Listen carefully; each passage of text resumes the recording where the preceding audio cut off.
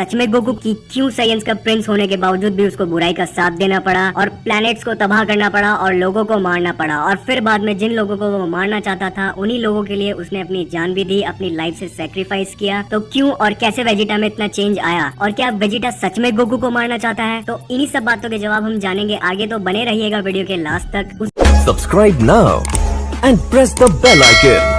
Never miss an update. तो जैसे कि हम सब जानते हैं कि साइयन्स अपने फाइटिंग स्टाइल के लिए बहुत ज्यादा मशहूर हैं, तो इस चीज का फायदा उठाया फ्रीजा ने अपने बुरे प्लान्स को अंजाम देने के लिए और उनको नई ऊंचाइयों तक पहुंचाने के लिए। फ्रीजा ने शुरू किया अपना एक बिजनेस साइयन्स के साथ, जिसमें साइयन्स को प्लेनेट बर्बाद करने होते हैं, प्लेनेट खाली करने होते हैं फ्रीजा के लिए। तो प्रिंस वेजिटा बचपन से ही बहुत ज्यादा ताकतवर था और एक हाई क्लास साइयन था, जिसका फायदा उठाया फ्रीजा ने और वेजिटा को इस्तेमाल किया अपने हुक्म के इक्के की तरह प्लैनेट्स को बर्बाद करने और खाली करने के लिए। लेकिन फिर बाद में फ्रीजा को रियलाइज हो गया, पता लग गया कि साइयन्स प्रजाति आगे जाके बहुत बड़ा खतरा बन सकती है, बहुत बड़ा थ्रेट बन सकती है। इसके लिए उसने वेजिटा को बचाते हुए पूरे प्लेनेट वेजिटा को बर्बाद कर दिया। उसने वेजिटा को ऑर्डर दिए एक प्लेनेट बर्बाद करने के, और उसकी पीठ पीछे उसकी पूरी फैमिली और उसके पूरे प्लेनेट वेजिटा को बर्बाद कर दिया गया। और बाद में उसको बताया गया कि एक एस्ट्रॉइड आकर प्लेनेट वेजिटा से टकरा गया, जिससे कि पूरा प्लेनेट बर्बाद हो गया। लेकिन फिर बाद में वेजिटा को पता लग गया कि क्या हुआ और कैसे हुआ और क्यों हुआ, और इस बात से वेजिटा को बहुत बड़ा धक्का लगा कि जिसके लिए उसने पूरे बचपन पूरी जिंदगी अपने काम किया, उसी ने उसकी फैमिली उससे छीन ली, उसकी खुशियाँ उससे छीन ली उसको बिना बताए। तो बचपन से ही इतना निर्दयी होने के कारण, प्लैनेट्स बर्बाद और लोगों को मारने के कारण, और फिर अपनी फैमिली को खो देने की नेगेटिविटी के कारण वेजिटा एक ऐसा फाइटर बन चुका था जिसके अंदर कोई फीलिंग्स नहीं थी, क्योंकि उसके पास अब कुछ नहीं बचा था खोने को। तो इतनी बुरी घटनाओं से गुजरने के बाद वेजिटा अब प्रिंस साइयन से बन चुका था एक खोखला साइयन, जिसकी जिंदगी में उसका कोई उद्देश्य नहीं था। तो ये तो था प्रिंस वेजिटा का ऐसा बुरा थी जिसकी वजह से उसने एक प्रिंस को एक खोखले साइयन में बदल दिया था। तो फिर ऐसी क्या चीजें थी कि प्रिंस वेजिटा के अंदर इतनी ज्यादा अच्छाई आई और वो एक अच्छा साइयन बनकर धरती पर रहने लगा? तो जैसे कि हम सब ने गोकू और वेजिटा की सबसे पहली फाइट तो देखी है साइयन सागा में, जिसमें गोकू और वेजिटा की बहुत कड़ी टक्कर रहती है, और बाद में वेजिटा को रियलाइज होता है कि कोई एक है उससे भी ज्यादा ताकतवर जो कि लो क्लास साइयन है। तो वेजिटा को यह बात बिल्कुल भी हजम नहीं होती कि एक हाई क्लास साइयन होने के बावजूद भी वो एक लो क्लास साइयन से हार गया। तो फिर वेजिटा निकल पड़ता है अपने एक नए सफर की ओर। लेकिन बचपन से इतना ज्यादा खोखला होने के कारण वेजिटा बहुत ट्रेनिंग करता है, लेकिन फिर भी वो गोकू को सरपास नहीं कर पाता। और जैसे कि हम फ्रीजा सागा में देख सकते हैं कि फ्रीजा जब अपनी फाइनल फॉर्म में होता है तो वो वेजिटा को बहुत ही ज्यादा बेरहमी से मारता है। वेजिटा सिर्फ गोकू से एक ही रिक्वेस्ट करता है, एक ही भीख मांगता है कि प्लीज फ्रीजा को मार देना और उसके पापा का जो सपना है वो पूरा करना और साइयन रेस का बदला फ्रीजा से लेना। तब तक वेजिटा के दिमाग से ये बात नहीं निकली होती कि फ्रीजा ने उसके साथ क्या किया और उसकी पूरी फैमिली उससे छीन ली।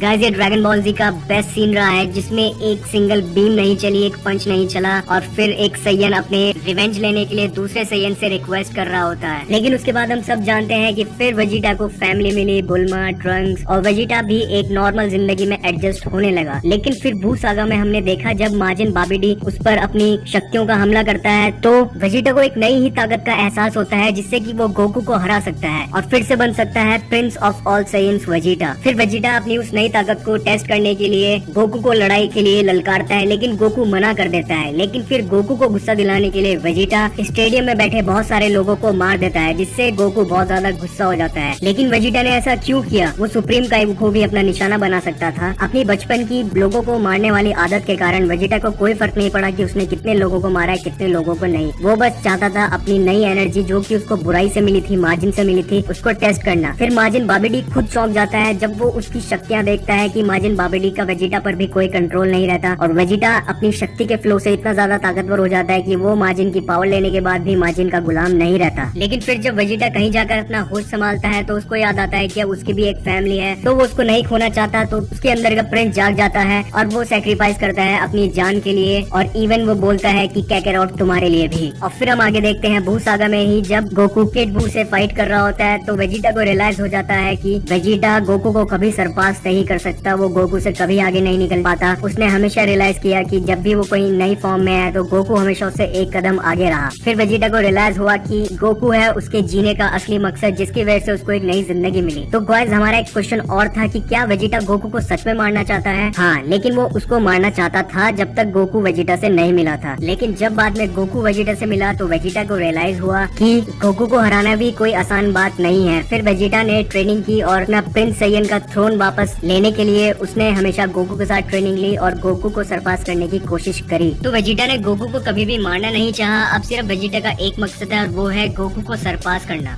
लेकिन कौन जानता है कि वेजिटा अपना बुरा अतीत अब तक भुला पाया है नहीं, या टोरियामा अभी कहानी में और क्या ट्विस्ट ला सकता है क्या नहीं। तो गाइस मुझे कमेंट्स में बताइए कि आपको क्या लगता है कि वेजिटा इतना बुरा क्यों है और अब अच्छा क्यों बना। क्या आपको ये थ्योरी अच्छी लगी? अगर आपको वीडियो अच्छी लगी तो गाइस प्लीज लाइक कीजिए और मुझे कमेंट्स में बताइए। और अगर आप चैनल पर नए हैं तो चैनल को सब्सक्राइब कीजिएगा, जिससे कि मुझे मोटिवेशन मिलता रहेगा ऐसे ही नई अच्छी वीडियोस बनाने का और ड्रैगन बॉल फ्रेंचाइज से जुड़े सभी अपडेट्स देने का आपको सबसे पहले इन हिंदी। तो तब तक के लिए कोनेचिवा।